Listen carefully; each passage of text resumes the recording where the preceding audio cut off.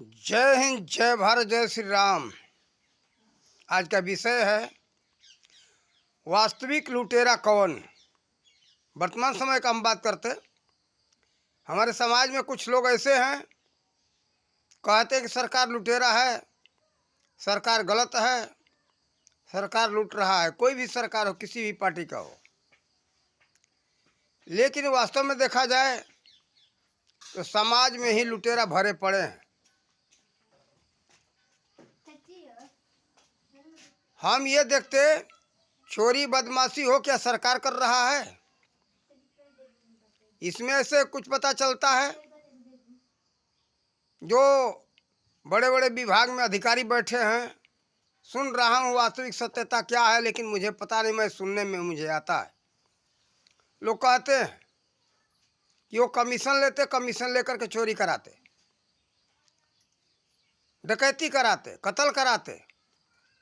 सत्ताधारियों पार्टियों में भी ऐसे कुछ पता चल रहा है कि कमीशन खोरी पर ये लोग करवाते हैं। लेकिन ये करने वाला है कौन? इसी समाज के लोग हैं। समाज में ऐसे लोग नहीं करते तो कमीशन देता कौन? उनको। इसलिए समाज को सुधारना जरूरी है। इसी समाज के लोग, समाज में ऐसे लोग हैं चुटकी भर जो लूटते हैं, लोगों को परेशान करते हैं, या सत्ता में जो बैठे हुए सरकार को ये लोग कमीशन दे, घूस दे, मुनाफा दे, या कुछ भी हो, ये गलत करने वाले समाज के लोग ही तो हैं। अधिक हो या कम हो, लेकिन है तो समाज के अंग। समाज में लोग ऐसा कार्य न करे तो सरकार हो या कोई भी पद अधिकारी हो कैसे कर सकता है। फिर आ जाओ और नज़दीक। आज इस समाज में हम देखते, पढ़ाई लिखाई किसके लिए हो रहा है? पहले होता था, शिक्षा था विद्वान बनने के लिए, लेकिन अब शिक्षा इसलिए प्राप्त किया जा रहा है कि नौकरी मिले, हम धनवान बने।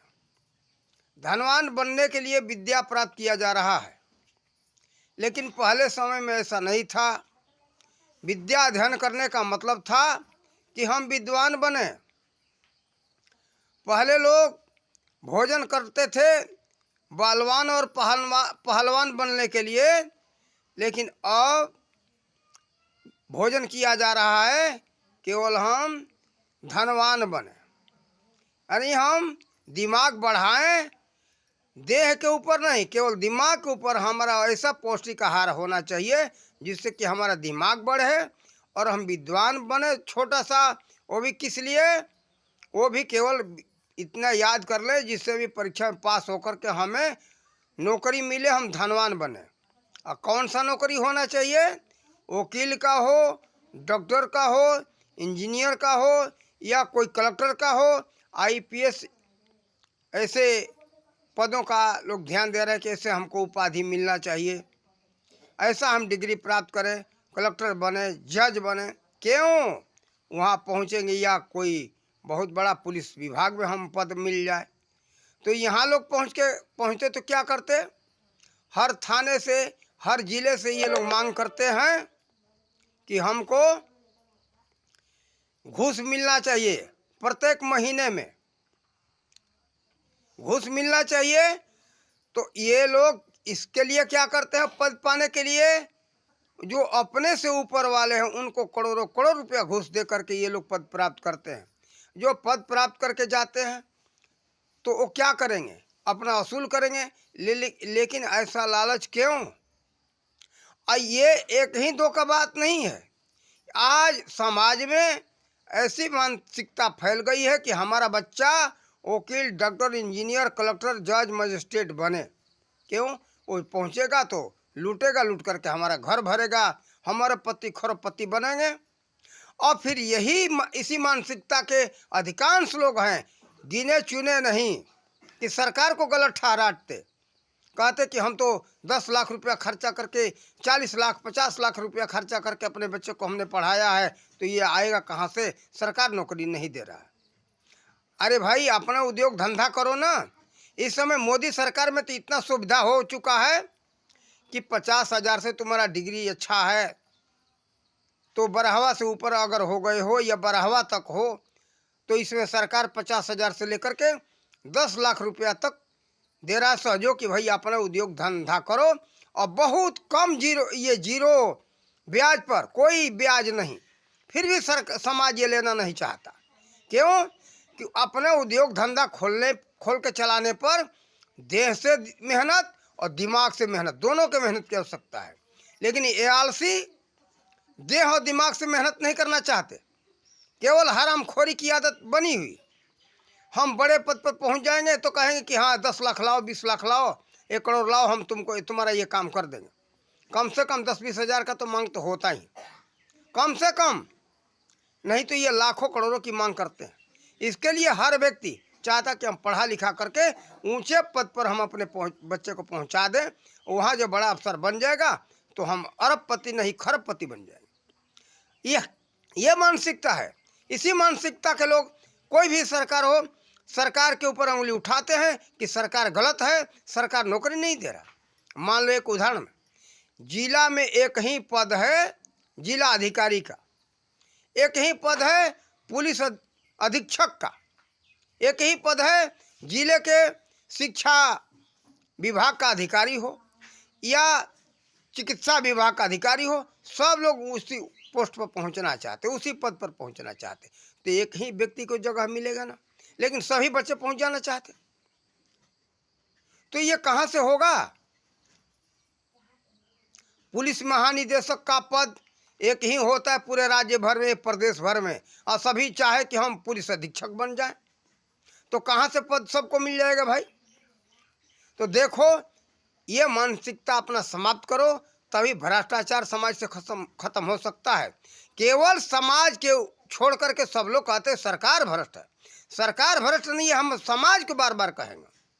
महंगाई बढ़ाने और घटाने का जिम्मेदारी समाज का है। मान लो जैसे समझते हो सब लोग कि हम ये फसल अधिक लगाएंगे तो इसका कीमत घट जाएगा, कम हो जाएगा कि फसल, तो कीमत फसल का उत्पाद अगर कम होगा तो किसी भी फसल का कीमत बढ़ जाएगा। तो भाई सभी तरह के उत्पाद को, अनाज हो, सब्जी हो, फल हो या कोई मसाला हो, तेलहन हो, दलहन हो, सबको समान मात्रा में उपजाओ ना, महंगाई रहेगी ही नहीं। और रही अब खाद और डीजल की बात, पेट्रोल की बात, तो पहले हमारा समाज क्या चलता नहीं था, समय अधिक लगता था चल के जाने में, लेकिन उस समय वायुमंडल हमारा प्रदूषण मुक्त था, बीमारियां नहीं थी, आप सब स्वस्थ थे। अस्वस्थ होने का कारण यही है, सब लोग लोभ लालच में पड़ गए और प्रदूषण बढ़ाने वाली सब वाहन लोग चलाने लगे, प्रदूषण बढ़ गया।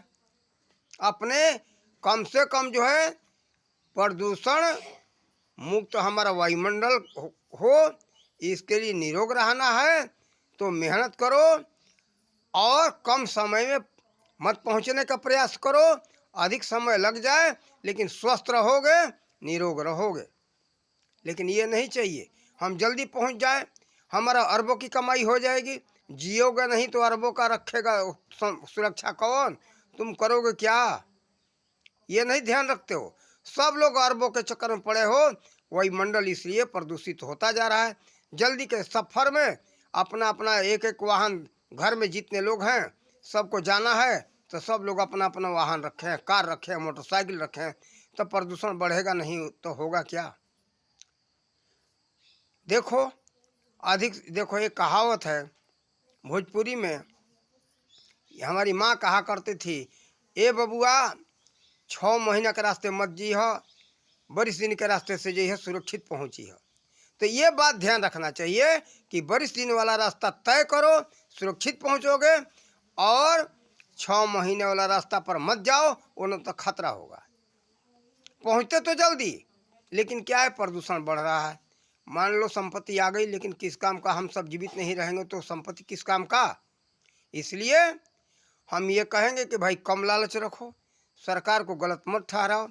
अब पद एक ही है और उसके लिए लाखों लोग खड़े हो गए, तो देखो ये सरकार में कुछ लोग ऐसे बैठे हुए हैं जो कि इसके लिए जो पद का निकालते कागज वो पैसे पर बेचते हैं, उससे उनका आय होता है, उसके लिए घूस लिया जा रहा है। ये सब छोड़ो, अपना अपना उद्योग धंधा खोलो और अपना उद्योग धंधा करके ये सुरक्षित रहना है, सुखी रहना है। तो परिश्रम के अलावा कोई रास्ता नहीं है। इंदिरा गांधी ने पहले आवाज़ दिया था, बहुत सही आवाज़ दिया था, सबको कही थी कि परिश्रम के अलावा कोई रास्ता नहीं है। तो सुरक्षित रहना चाहते हो, सुखी रहना चाहते हो, तब परिश्रम करो, सुखी रहो, स्वस्थ रहो। हम ये कहेंगे सरकार के ऊपर उंगली मत उठाते रहो। अब इस समय तो मोदी सरकार के समय में ऐसा सुविधा मिल गया कि पैसा दे रहे हैं, हम ले करके अपना उद्योग धंधा खोलो। और कौशल विकास योजना जो बनाए, अब ये लोग हरामखोर लोग, बदमाश लोग क्या कहते हैं, ये कहते हैं कि भाई तू पढ़ो लिखो मत, ये प्रशिक्षण ले लो और तुम अपना काम करो, नौकरी मत, ये पढ़ाई लिखाई मत करो, प्रशिक्षण ले लो, अनपढ़ रहो, गंवार रहो, अपना काम करो। ये सरकार के खिलाफ आवाज़ उठाने वाले इस तरह के इतने नीच मानसिकता के हैं कि इनका नैतिकता ठीक नहीं है। सरकार को कहते क्या कहता है कि तू पढ़ो लिखो मत, पढ़ाई लिखाई करो, अपना उद्योग धंधा खोलो। कोई भी मोदी हो या कोई भी प्रधानमंत्री हो, ये जो कहता है वो गलत बात है, ऐसा किसी ने कहा नहीं। आज ये कहना है पढ़ो लिखो, अपना उद्योग धंधा खोलो। पढ़ाई लिखाई के लिए प्रतिबंध नहीं लगाता कोई सरकार, ये नहीं कहता कि पढ़ाई लिखाई मत करो। लेकिन हमको कुछ लोग मिले कहते हैं कि मोदी सरकार का कहना है पढ़ाई लिखाई मत करो, प्रशिक्षण लो और काम सीख करके काम अपना खोलो, काम करो। इनका पढ़ाई लिखाई पर ध्यान नहीं है, केवल काम पर ध्यान है। तुम पढ़ो लिखोगे नहीं तो ज्ञानी कहाँ से बनोगे। ऐसे लोग मोदी पर ये इल्ज़ाम लगा रहे हैं, ये गलत बात है। कभी वो नहीं कहते कि पढ़ाई लिखाई मत करो। तुमको पढ़ने के लिए क्या तुम्हारे हाथों में हथकड़ी लगा करके घर में बंद कर दिए? कौन कहता कि पढ़ो लिखो मत? पढ़ाई लिखाई करो, लेकिन अपना उद्योग धंधा बनो, खोलो, बंद मत करो। पर कौशल विकास योजना का मतलब है हर तरह के कला कौशल यानी काम करने का प्रशिक्षण लो, सीखो, अपना अपना उद्योग धंधा खोलो, तभी अपना देश आत्मनिर्भर बनेगा। प्राचीन काल में यही सुविधा था, अंग्रेजों के पहले यही सुविधा था कि आत्मनिर्भर बनो। आत्मनिर्भर बनोगे, किसी के ऊपर आश्रित नहीं रहना पड़ेगा, आपका कमाई आपके जेब में रहेगा। डॉक्टर बनो, इंजीनियर बनो, ये नहीं है कि कोई प्रतिबंध लगा रहा है। किसी भी तरह के जांच करने का, किसी भी तरह के दवाई के लिए किसी के पास जाना नहीं पड़ेगा। अपना अगर सब जानते रहोगे दवा के विषय में तो कहीं किसी के पास जाने की ज़रूरत नहीं है। अपना स्वयं दवा करो तो डॉक्टर के लूटने से बचोगे। केवल सरकार को गलत ठहरा करके ये समाज अपना माथा ऊंचा कर, ये गलत बात है। ये समाज ही गलत है हमारे नज़र से। सरकार को दोषी ठहरा करके अपना दोष छिपा करके अपना माथा ऊंचा करता है, गलत काम करता है। एक पद है, नौकरी सबको कहा है, सरकार नौकरी नहीं दे रहा, सरकार नौकरी नहीं दे रहा। किसको किसको नौकरी दे भाई? सब लोग तो चाहते, मजदूर से लेकर के अमीर से लेकर के गरीब तक, मजदूर से लेकर के बड़े बड़े उद्योगपति तक, सब चाहते कि हमारा बच्चा जो है IPS PCS करके और जज कलेक्टर बन जाए, इंजीनियर बन जाए। तो इंजीनियरिंग के लिए जगह तो खाली होना चाहिए, डॉक्टरी के लिए जगह खाली होना चाहिए। किसी भी पद के लिए जगह खाली होगा तभी कोई भी दे सकता है। अगर तुम्ही को प्रधानमंत्री मुख्यमंत्री के पद पर बैठा दिया जाए तो सबको नौकरी दोगे क्या? नहीं दे सकते हो। उदाहरण ले लो अपने घर में, घर में एक ही मालिक की आवश्यकता है और सब लोग मालिक बन जाओगे तो घर चलेगा? नहीं चलेगा। तो सब लोग मालिक बनने के चक्कर में पड़ोगे तो बर्बाद हो जाएगी। इसी तरह से देश के जो है प्रधानमंत्री एक ही होता है, एक ही वही पद सब लोग लेना चाहो तो किसको किसको मिलेगा? नहीं मिल सकता है। तो देखो, सरकार के ऊपर उंगली उठाना छोड़ो, परिश्रमी बनो। और विद्या अध्ययन करने के लिए किसी ने नहीं मना किया। पहले था लोग विद्या अध्ययन करते थे विद्वान बनने के लिए, नौकरी के लिए नहीं, धनवान बनने के लिए नहीं। पहले भी पौष्टिक आहार लोग करते थे, लेकिन बलवान बनने के लिए, पहलवान बनने के लिए। दिमाग के लिए, अरे देह में, देह शक्तिशाली रहेगा तो दिमाग तेज होगा। उस समय में ही जो है भारत के अंदर बड़े बड़े वैज्ञानिक पैदा हुए, आर्यभट्ट पैदा हुए, आचार्य चाणक्य पैदा हुए, पाणिनि हुए, बहुत बड़े जो है विद्वान हुए, जो कि विश्व को बहुत बड़ा उन्होंने व्याकरण दिया। वैसा व्याकरण कोई भी संसार में आज तक लिख न सका। महर्षि चरक हुए, उसके पहले धन्वंतरी हुए थे, लेकिन दिमाग और देह दोनों के लिए वो लोग भोजन किए, पौष्टिक आहार लिए, तो देह में ही दिमाग है, दिमाग अलग नहीं है। ये मूर्खतापूर्ण बात है। लोग सोचते हैं कि हमें दिमाग की आवश्यकता है, देह को लेकर के क्या करेंगे। अरे देह का विकास होगा तभी तुम्हारे दिमाग का विकास हो सकता है, अन्यथा दिमाग भी तुम्हारा कमजोर रहेगा, देह कमजोर तो दिमाग कमजोर। देखो हम ये सुझाव दे रहे हैं, इस सुझाव पर जब तक चलोगे नहीं तब तक आप लोग धनवान नहीं बन सकते हो। ये सदा भूल जाओ, कंगाल रहोगे, धनवान नहीं हो सकते हो। कमजोर रहोगे, बलवान नहीं हो सकते हो। देह में ही ये दिमाग है, ध्यान रखना। देह स्वस्थ रहेगा तो दिमाग स्वस्थ रहेगा, और दिमाग वाला विद्वान महान बन सकते हो। आर्यभट्ट बन सकते हो, चाणक्य बन सकते हो, और चरक बन सकते हो, पाणिनि बन सकते हो। ये ध्यान रखो। ये आज से 2500 वर्ष पहले की बात बता रहा हूँ। बाद में भी बहुत बड़े बड़े विद्वान हुए। क्या ये द्वितीय भास्कराचार्य हुए थे आज से 1200 वर्ष पहले, तुलसीदास हुए थे, सूरदास हुए थे, कबीर हुए थे। ये पौष्टिक भोजन का ही देन था। आज से 500 वर्ष पहले की बात बता रहा हूँ। लेकिन देखो, सदा ध्यान रखो कि हम स्वस्थ रहेंगे, दिमाग स्वस्थ रहेगा, देह स्वस्थ रहेगा, दिमाग स्वस्थ रहेगा, तभी विद्वान बन सकते हो। विद्वान बन सकते हो, भाई धनवान बन सकते हो।